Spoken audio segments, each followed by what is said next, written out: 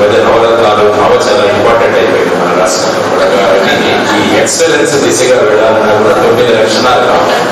There are 9 qualities which make you excellent student. The first quality what you need to have is, it is called Suchivan.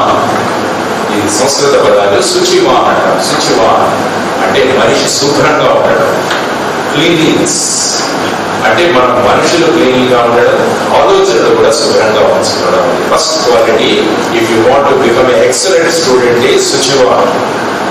మీరు అంతా అబ్బాయిలు చదువుతారు కాబట్టి boys school colleges చదువుకుంటారు.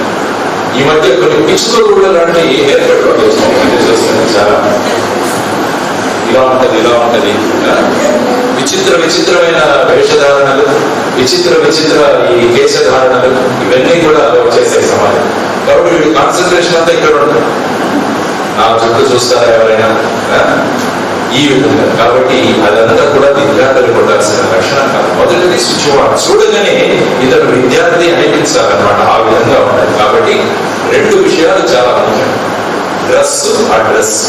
ఈ 2 చాలా ముఖ్యం, డ్రెస్ అండ్ అడ్రస్. డ్రెస్ అంటే మనం వేసుకునే డ్రెస్ అంటే సమాజంలో యాక్సెప్టబుల్ డ్రెస్ గా ఉండాలి, అదొకటి. దెన్ అడ్రస్ అంటే మీ ఇంటి అడ్రస్ కాదు, మనం ఏ విధంగా మాట్లాడాలన్నది అది అడ్రస్.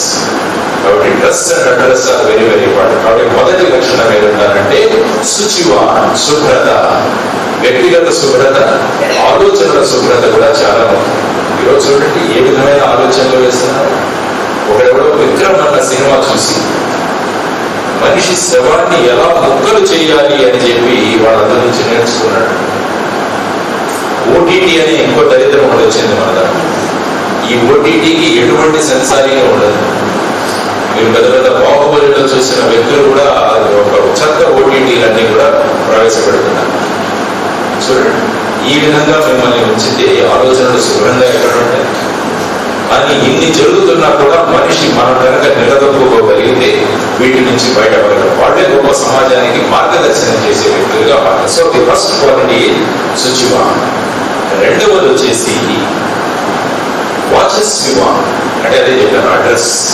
అంటే మన కమ్యూనికేషన్, మనం ఎలా మాట్లాడాలి అన్నది చాలా ముఖ్యమైన క్వాలిటీ. ఇది ముఖ్యంగా అందరూ నేర్చుకోవాలి.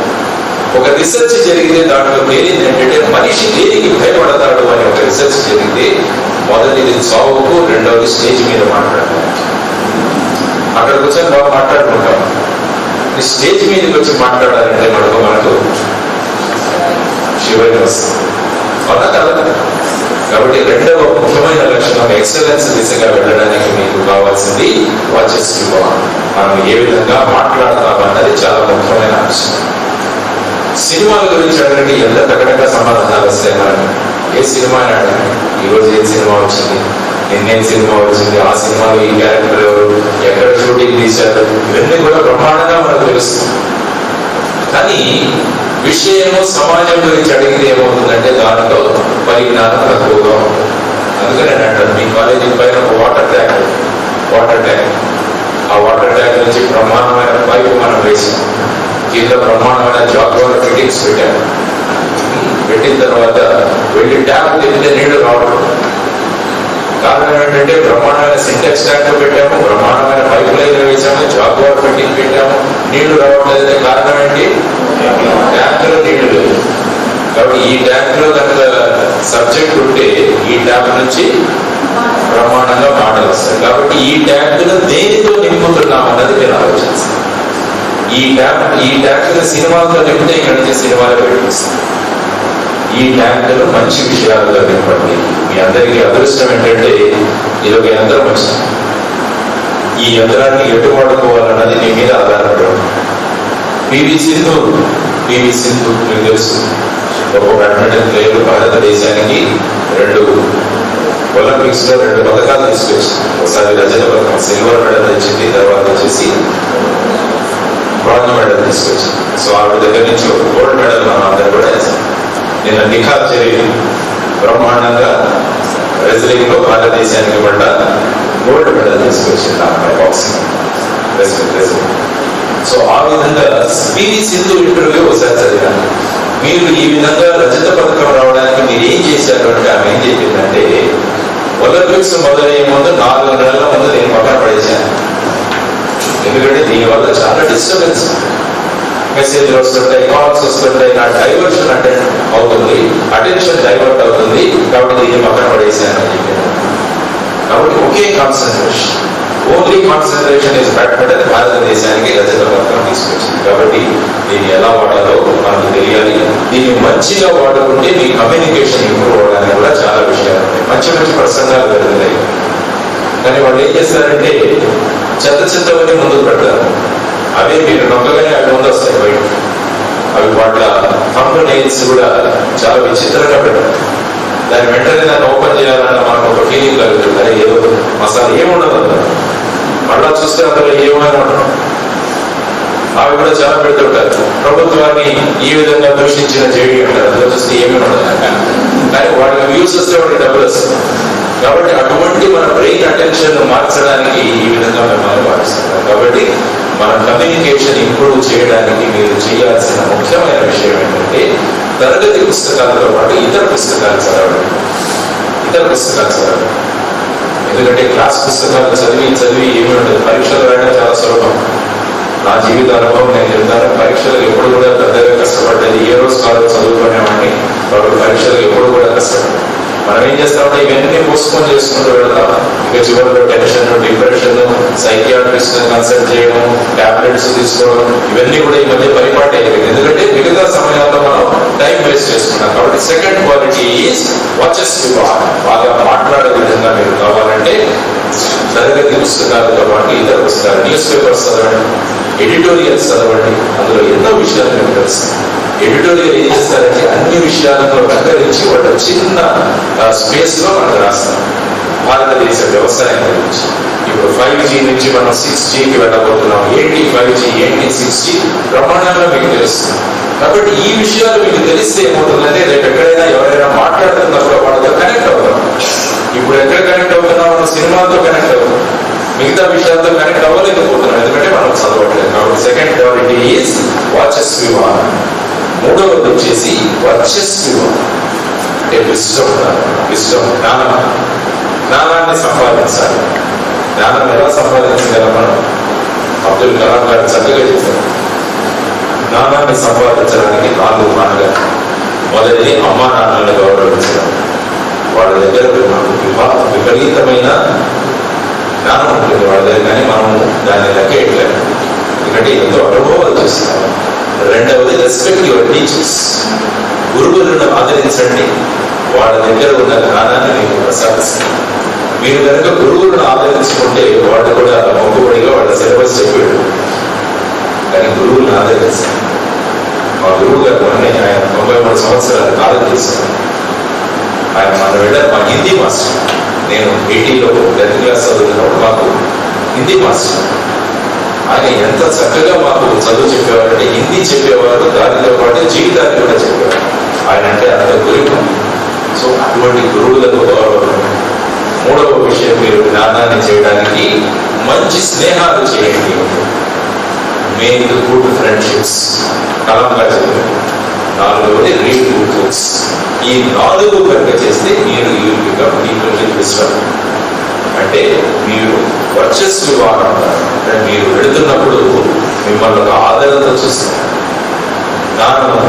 జ్ఞానం ఎవరి దగ్గర అయితే ఉంటుందో వాళ్ళకి సమాజంలో గౌరవం పెరుగుతుంది అన్నది మీరు నేర్చుకోవాలి. కాబట్టి ఈ 4 విధాలు పాటిస్తారు. తర్వాత క్వాలిటీ ఏంటంటే స్మృతిమాన్ అంటే మెమరీ. ఇందాకే ప్రసాద్ గారు మాట్లాడుతూ చెప్పారు, మాకు చిన్నతనంలో 1 నుంచి 20 ఎకరాలు పట్టించేవాళ్ళు మాట్లాడారు. మాకు రివర్స్ లో కూడా చెప్పారు. అంటే ఏంటంటే ఇక్కడ మెమరీ అన్న దాంట్లో ప్రమాణంగా షార్ప్ అన్నారు. కాబట్టి ఈ మెమరీ అన్నది మీరు తెలుసుకునే అనేక ఉంటాయి. అది వెంకటేశ్వరరావు గారు తన యోగా ద్వారా కూడా చెప్పగలుగుతుంది. మెమరీ పవర్ ఎలా మనం తెలుసుకోవాలి. చాలా మంది ఏమనుకుంటుంటారంటే people are born with greatness. ప్రపంచంలో అతిపెద్ద సైంటిస్ట్ ఎవరో తెలుసా మీకు? Albert Einstein. ప్రపంచంలో అందరూ గౌరవించారు. ఆయన చనిపోయిన తర్వాత ఏం చేశారంటే ప్రపంచంలో ఉన్న చాలా దేశాలు ఆయన బ్రెయిన్ ముక్కలు మాకు కావాలి అని అడిగారు. చిన్న బ్రెయిన్ ముక్కలు అన్ని దేశాలు తీసుకెళ్ళారు. అంటే ఈ ఐన్స్టీన్ బ్రెయిన్ లో ఏముంది అని వాళ్ళకి ఒక జిజ్ఞాస. కానీ వాళ్ళందరూ తెలిసింది ఏంటంటే ఐన్స్టీన్ బ్రెయిన్ మన బ్రెయిన్ వీళ్ళలో ఏమాత్రం తేడా లేదు.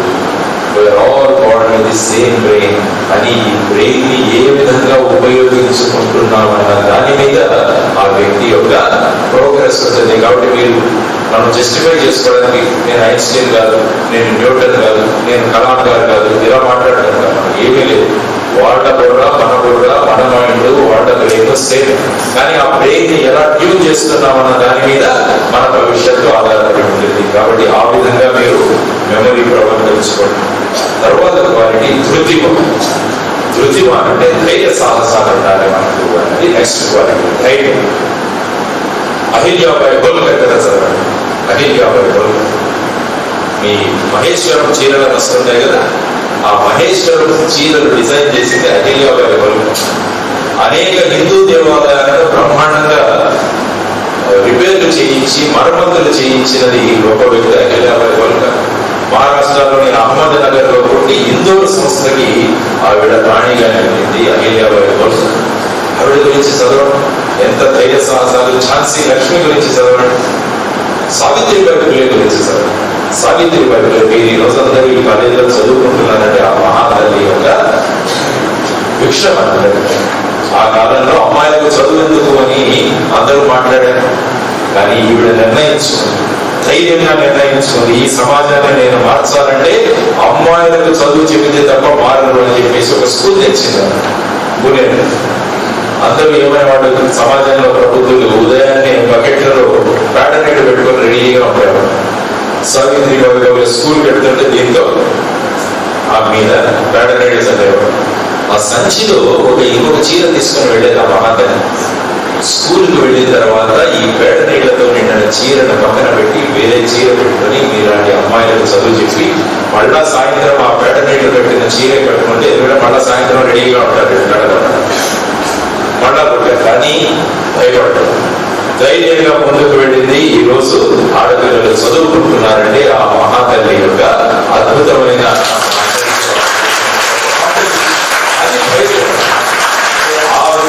ధైర్య సాహసాలు మనలో ఉండాలి.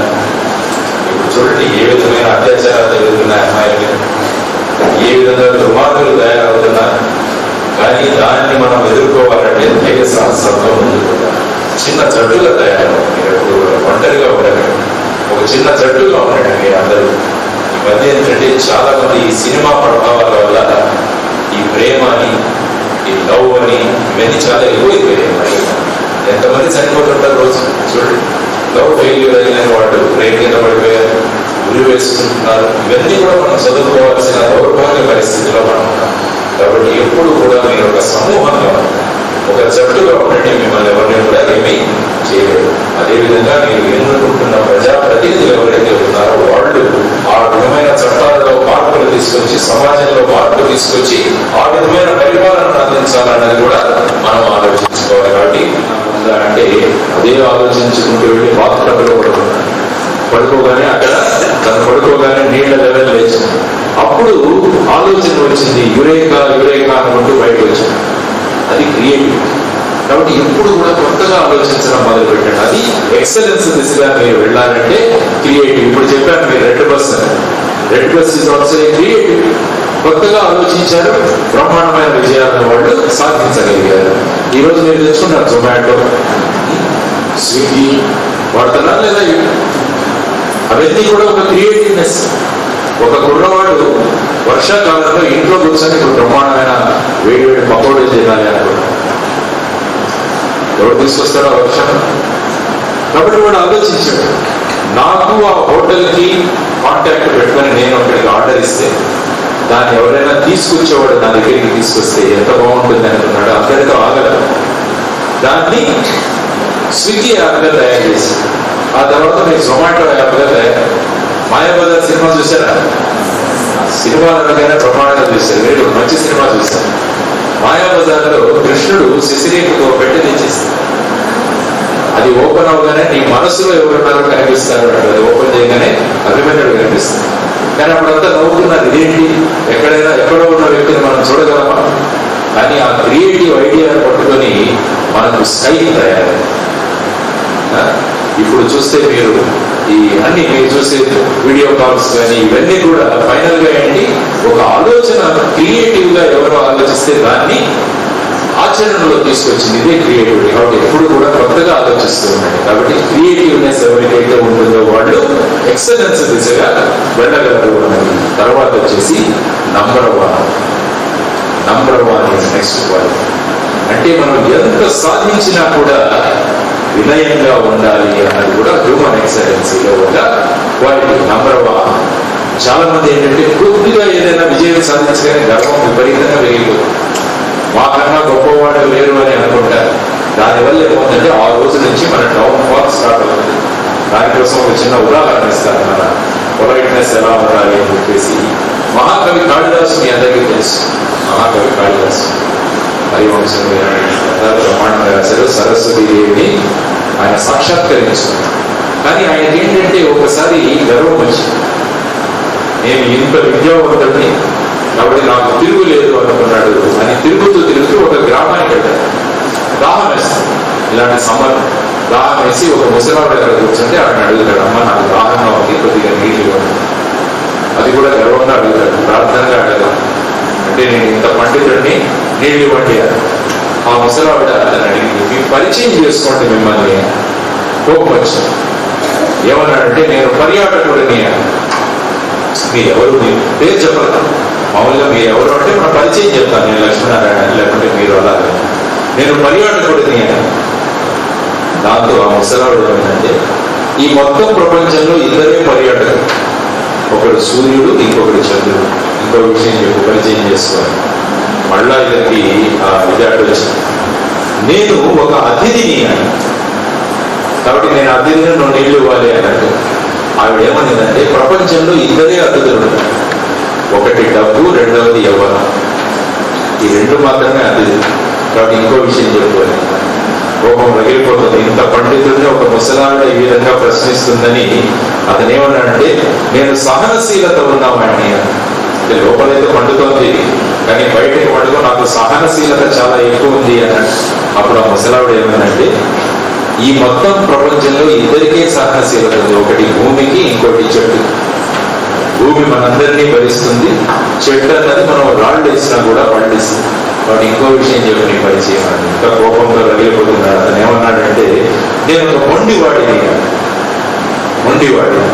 అయినా కూడా ఆవిడ కూరుగా ఈ ప్రపంచంలో రెండే మొండివాడు, ఒకటిది గోర్లు, రెండవది చుట్టూ.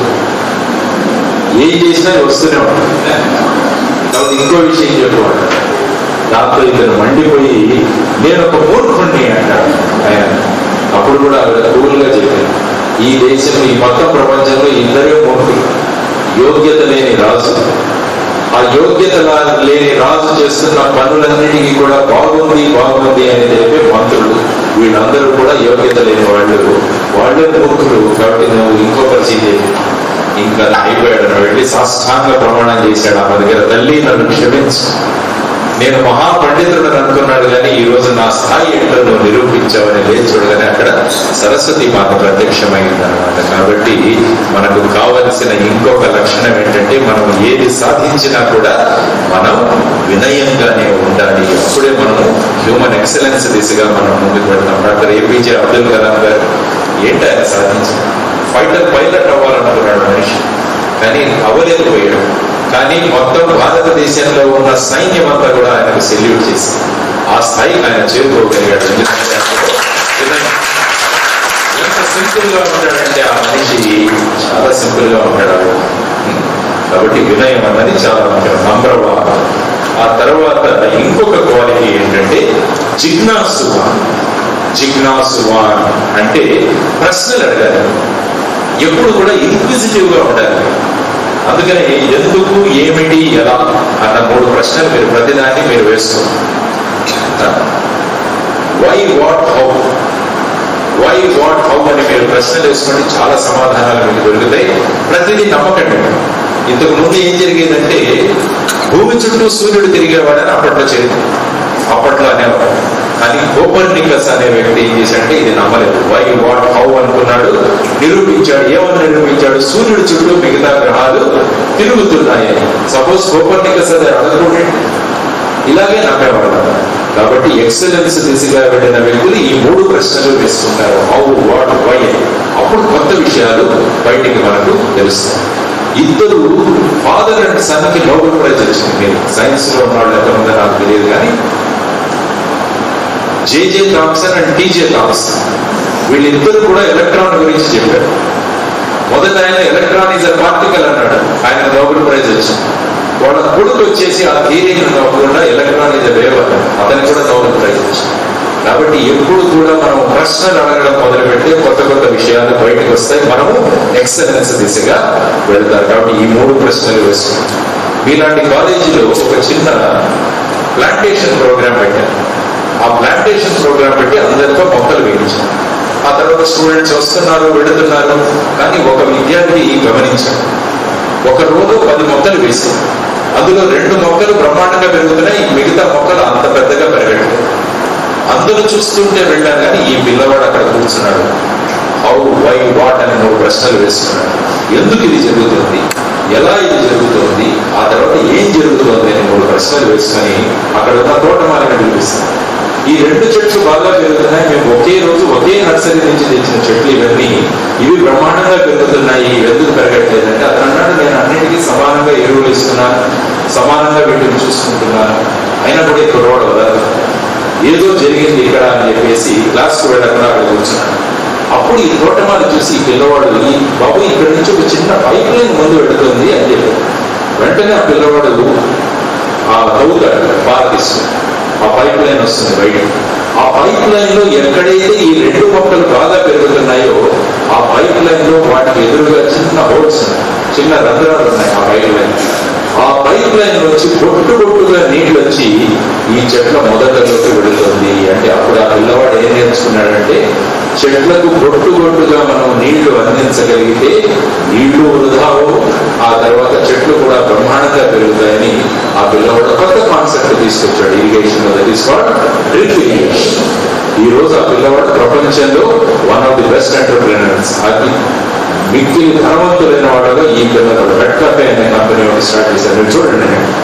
సో ఇటువంటి విషయాలు ఎప్పుడైతే ఎందుకు ఏమిటి ఎలా అన్న విషయాలు మనం జిజ్ఞాసతో మనం ప్రశ్నించుకుంటామో అప్పుడు ఏ దిశగా వెళ్తాం, మనం ఎక్సలెన్స్ దిశగా వెళ్తాము.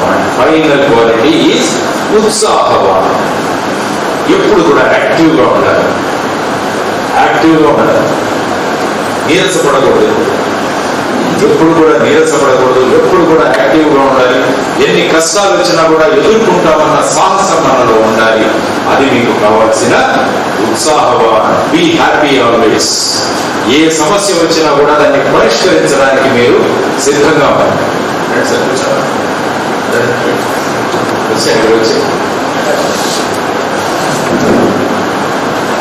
వచ్చే కార్యం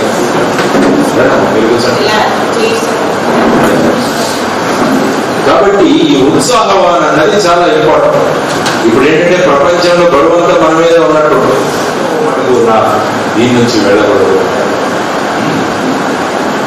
అందుకని ఒక సినిమా కూడా, పోలీస్ సినిమా చూస్తున్నాను, నేను చనిపోయేటప్పుడు నా మీసం మెలయ్యాలి, నా మొహంలో చిరునవ్వు ఉండాలి. సినిమాలు నేను చూసే కొన్ని సినిమాల గురించి మీరు మాట్లాడిన బ్రహ్మాండ డైలాగులు అందేసుకున్నారు. Good, no problem, be happy always. ఎప్పుడు ఈ చిరునవ్వు మనకు చదవలేదు, ఎందుకంటే మనిషిలో చిరునవ్వు ఉన్నప్పుడు ఆ వ్యక్తిలో విపరీతమైన శక్తి వస్తుంది. అందుకని ఎన్ని కష్టాలు వచ్చినా కూడా ఎప్పుడు కూడా ఈ చిరునవ్వు మన దగ్గరికి వెళ్ళకూడదు.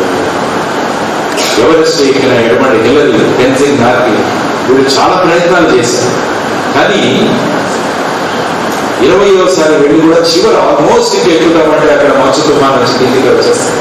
అప్పుడు వీళ్ళిద్దరికి కోపం వస్తుంది, కానీ చిరునవ్వుతో రాయి అన్నారు ఎవరెస్ట్, నువ్వు రాయి, నువ్వు పెరగలేవు, నువ్వు ఎదగలేవు, నేను మనిషిని, నేను ప్రతిరోజు ప్రతి క్షణం ఎదుగుతుంటాను, నేను ఎదిగి వచ్చి నేను జయిస్తాను అన్నాడు. నెక్స్ట్ అటెంప్ట్ లో వెళతారు, పైకి వెళ్ళి వచ్చారు. కాబట్టి జీవితంలో చాలా సమస్యలు వస్తాయి. నికోలాస్ టకాస్ అని ఒక వ్యక్తి నాడు హంగేరియన్ ఆర్మీలో పనిచేసేవాడు. అతను ఏంటంటే బ్రహ్మాండమైన షూటర్, అంటే గన్ తీసుకొని బ్రహ్మాండంగా షూట్ చేస్తాడు. అది కూడా ఒలింపిక్స్ లో ఒక కాంపిటీషన్. అతనికి ఖచ్చితంగా ఆ సంవత్సరం 1938లో గోల్డ్ మెడల్ వస్తుందని ఆ దేశవాసులు ఎంతో ఆనందంగా ఉన్నారు. ఇతనికి ఆల్మోస్ట్ గోల్డ్ మెడల్ 6 నెలలు ఉంది ఒలింపిక్స్. కానీ ఆ రోజు అతను మామూలుగా ఈ పేలుడు పదార్థాన్ని చూపిస్తుంటాడు ఆర్మీని. ఒకరోజు ఆ పేలుడు పదార్థాన్ని చూపిస్తుంటే అది పేలి చెయ్యిపోతుంది, చెయ్యి ఎగిరిపోయింది, పక్కన ఇక్కడి నుంచి చెయ్యి ఎగిరిపోయింది. మనమైతే ఏమైపోతాం, దుఃఖపడిపోతాం. కేవలం ఒక వారం హాస్పిటల్లో ఉన్నాడు. 8వ రోజు బయటకు వచ్చి ఎడం చేతిలో షూటింగ్ మొదలు పెట్టాడు. ఎడం చేతిలో షూటింగ్ మొదలుపెట్టి ఆ దేశానికి 2 గోల్డ్ మెడల్స్. ఇటువంటి వాటిని చదవండి, అనేక విషయాలు అందుతాయి. కాబట్టి ఈ యంత్రాన్ని మీరు ఎలా వాడుకుంటున్నారన్నది మీ భవిష్యత్తు అది మాట్లాడుతుంది. కాబట్టి ఈ 9 లక్షణాలు ఉంటే మనమందరం కూడా we'll go towards excellence. Excellence మనలో ఉంటే సక్సెస్ ఏమవుతుంది, మన వెంట పరిగెడుతూ వస్తుంది. So don't run after success, be after excellence. Success అన్నది మీ వెంట పరిగెడుతూ వస్తుంది. కాబట్టి ఈ 9 లక్షణాలు: శుచివాన్, వాచస్వివాన్, వర్చస్వివాన్, స్మృతివాన్, ధృతివాన్, కృతివాన్, నమ్రవాన్, జిజ్ఞాసువాన్, ఉత్సాహవాన్. ఈ 9 లక్షణాలు కనుక మీరు అవలంబించుకుంటే మీరు బ్రహ్మాండమైన వ్యక్తులుగా మీరు తయారవుతారు. కాబట్టి వెంకటేశ్వరరావు గారు ప్రేమాలయం వారి ముఖ్య ఉద్దేశం ఏంటంటే ఈ 9 లక్షణాలు మీలో ఎలా పెంపొందించాలి అన్నది ఈ హ్యూమన్ ఎక్సలెన్స్ దిశగా మిమ్మల్ని తీసుకువెళ్ళడం అన్నది మా సంకల్పం. కొంతమంది ఎక్సలెంట్ వ్యక్తులు సమాజంలో ఉంటే, సమాజం ఈ విధంగా ఉంటే కొన్ని వందల వేల మందిని ఎక్సలెంట్ దిశగా మనం తీసుకువెళ్ళగలిగితే ఆ సమాజం ఎలా ఉంటుందో ఆలోచించండి. అది ఆ మనిషి యొక్క తపన. నేను ఏదో ఒకటి సమాజానికి చెయ్యాలి అని ఆయన అన్నారు. ఎందుకంటే ఆయన మొదలు పెడుతూ కూడా ఏమన్నారని, దేశాభిమానం నాకు కద్దని గట్టి గొప్పలు చెప్పుకోపోయి కూని ఏదైనా ఒక మేలు కూర్చి జనులకు చూపబోయి అన్నారు గురజాడవ. కాబట్టి అది ఆయన ఫాలో అవుతున్నారు వెంకటేశ్వరరావు. నేను ఏదో ఒకటి చెయ్యాలి సమాజం. ప్రేమాలయం అన్నది ఒక ఆశ్రమాన్ని పెట్టాను, కానీ దేశాన్ని నడిపించేది యువత. కాబట్టి ఈ యువతరాన్ని కనుక నేను మార్చగలిగితే దేశం బ్రహ్మాండంగా ముందుకు వెళుతుంది. అమెరికా వీసాల కోసం రోజు మెసేజ్ వస్తుంది, అమెరికా వీసా ఉంది, నాకు ఏదైనా ట్రైన్లో రిజర్వేషన్ చేయించండి, లేకుంటే ఇది ఈ క్యూ పెట్టించండి, నాకు చాలా మెసేజ్లు వస్తాయి. చేయిస్తుంటారు మాట. కానీ నేను ఎలా కోరుకుంటుంటానంటే, మనం వెళ్ళి అమెరికా ఎంబసీ ముందు నిలబడ్డారు కాదు, అమెరికాలో ఇండియన్ ఎంబసీ ముందు అమెరికన్లు నిలబడాలి. మా దేశం కోసం, మన దేశం కోసం. ఆ విధంగా అది ఎప్పుడు సాధ్యం అంటే మనలో ఈ హ్యూమన్ ఎక్సలెన్సీ దిశగా మనం వెళ్ళినప్పుడు అది సాధ్యమవుతుంది. కలాం గారు మాకు ఎప్పుడు చెప్పేవాడు, లక్ష్మీనారాయణ మధ్య కాలేజీకి వెళ్తున్నాయా, పిల్లలు టీషర్ట్లు వేసుకొని తిరుగుతున్నారు, ఆ టీషర్ట్ మీద న్యూయార్క్ అని రాస్తున్నారు, ఆ టీషర్ట్ మీద లండన్ అని రాస్తున్నారు. ఈ వేసుకొని మన పిల్లలు తిరుగుతున్నారు క్యాంపస్ లో. కానీ నాకు ఎటువంటి భారతదేశం కావాలంటే, న్యూయార్క్ లో ఉన్న అమెరికన్లు, లండన్ లో ఉన్న బ్రిటిష్ వాళ్ళు టీషర్ట్లు వేసుకొని దాని మీద భారత్ ఇండియా అని రాసి ఉండాలి. అటువంటి దేశాన్ని తయారు చేయాలి అంటారు కలాం గారు. అది ఎప్పుడు సాధ్యం, మనం అందరం కూడా హ్యూమన్ ఎక్సలెన్స్ దిశగా మనం అందరం అడుగులు వేసినప్పుడు అది ఖచ్చితంగా సాధ్యమవుతుంది. కాబట్టి మీకు ఇచ్చిన ఈ కొన్ని విషయాలు మీకు నేను చెప్పగలిగాను. ఈ హ్యూమన్ ఎక్సలెన్స్, ఈ 9 క్వాలిటీస్ మీరు తీసుకురావడానికి ఏ విధమైన విధానాలు పాటించాలి, ఏ విధమైన ఎక్సర్సైజెస్ మీతో చేయించాలి, ఆ తర్వాత ఏ విధంగా మిమ్మల్ని మలచాలి అన్నది చాలా ముఖ్యం. మలచడం అన్నది చాలా ముఖ్యమైన విషయం. ఈ ఒక్క కథ చెప్పి నేను ముగిస్తాను. ఒక ఊరిలో ఒక గుడి కట్టించాను. గుడి కట్టించి ఒక మంచి దేవుడి శిల్పం తయారు చేయాలి. ఆ శిల్పం కోసం శిల్పిని పిలిచాను. శిల్పి వస్తే వాళ్ళ దగ్గర 2 రాళ్ళు చూపించారు శిల్పికి. అయ్యా, ఈ రెండింటిలో ఏదో ఒక దాన్ని మీరు దేవుడిగా మార్చండి అంటే శిల్పి చాలా వినయం. నేను ఏదైనా పని చేసినప్పుడు ఆ రాయిని అడుగుతాను అని మొదటి రాయిని అడిగాను. నేను నా శుద్ధి ఉలితో నిన్ను చెప్పుతాను, నీకు చాలా బాధేస్తుంది, నువ్వు సిద్ధంగా ఉంటే నేను నిన్ను శిల్పంగా మారుస్తాను, భగవంతుడిగా మారుస్తానంటే ఆ రాయి కంఫర్ట్ జోన్ రాయి. ఆ రాయి ఏమైతే నాకు వద్దది, నేను భరించలేను, నేను హాయిగా ఉన్నాను. రెండవ రాయిని అడిగితే, స్వామి మీరు ఏదైనా చేయండి, నన్ను దేవుడిగా మార్చండి అని శిల్పి మొదలు పెట్టాడు. రెండవ రాయుడు బ్రహ్మాండమైన శిల్పంగా తయారు చేసి ఆలయంలో కూర్చోబెట్టాడు. అందరూ పూజలు చేయడం మొదలు పెట్టారు. కొబ్బరికాయలు కొట్టాల్సి వచ్చింది. కొబ్బరికాయలు ఇంతకందరికీ తెలిసిందే. సో అక్కడ ఏముంది రెడీగా మనకి? మొదటి రాయి రెడీగా ఉంది. దాని మీద దాని జీవితాంతం రోజు కొబ్బరికాయలు కొట్టి కొట్టి కొట్టి ఏదైతే కష్టం అనుకుందో ఆ కష్టం జీవితాంతం అది సహించాల్సి వచ్చింది అన్నమాట. కాబట్టి మన జీవితంలో కూడా ఏ సమయంలో మనం కష్టాలు పడాలి అని ఆ కష్టాలు పడితే మనం కూడా ఆ దేవుడిలాగా మనం కూడా పూజలు అందుకుంటాం. లేకుంటే ఇంటి వారి దగ్గర నుంచి, సమాజంలో వారి దగ్గర నుంచి చుట్టూ ఉన్నవాడు ఆ కొబ్బరికాయ కొట్టినట్టు మనల్ని కూడా కొడుతూనే ఉంటారు. కాబట్టి ఏ సమయంలో ఏది చెయ్యాలి అన్నది చాలా ముఖ్యమైన విషయం. కష్టాలను సహితం ఒక మంచి పాటలో మనమందరం కూడా హ్యూమన్ ఎక్సలెన్స్ దిశగా మనమందరం ముందుకు వెళదామని సంకల్పం చేస్తూ, కాబట్టి మిమ్మల్ని అందరినీ ప్రేరేపితపరిచి ఈ కోర్స్ ఏదైతే ఉంటుందో దానిలో మీలో కొంతమంది కనుక రాగలిగితే మిమ్మల్ని కూడా ఆ దిశలో చూస్తూ మిమ్మల్ని చూసి సమాజం ప్రభావితం అవ్వాలని మేమంతా కోరుకుంటున్నాం. కాబట్టి ఈ హ్యూమన్ ఎక్సలెన్స్ సంబంధించిన విషయాలు మీకు తెలియజేయడానికి మాకు అవకాశం ఇచ్చినందుకు డాక్టర్ ప్రసాద్ గారికి, సార్ విశ్వనాథరావు గారికి, ప్రిన్సిపల్ మేడం శైలజ గారికి, అదేవిధంగా ఈ మొత్తం విషయాన్ని సమాజంలో తీసుకువెళ్లాలని ఎదురు చూస్తున్న వెంకటేశ్వరరావు గారు, తర్వాత నాగేశ్వరరావు గారు, మిగతా వాళ్ళందరికీ కూడా, మాస్టర్ గారు, వీరందరికీ కూడా నేను కృతజ్ఞతలు తెలియజేసుకుంటూ సెలవు తీసుకుంటున్నాను. నమస్కారం.